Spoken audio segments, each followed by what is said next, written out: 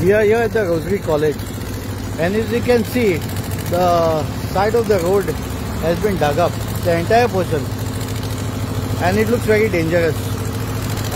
Just like at Roundfont, at the Roundfont Bridge, how we had a landslide. Most likely there is going to be a landslide here. If you can see in this video, okay, the mud has already started giving way on the side of the road. It looks so dangerous.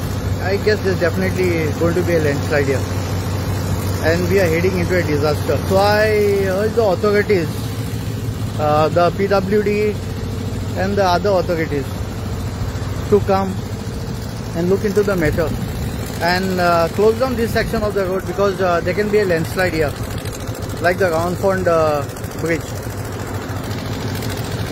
Also, if you can see the footpath leading next to Rosary College, okay, it's been dangerously dug up over there too.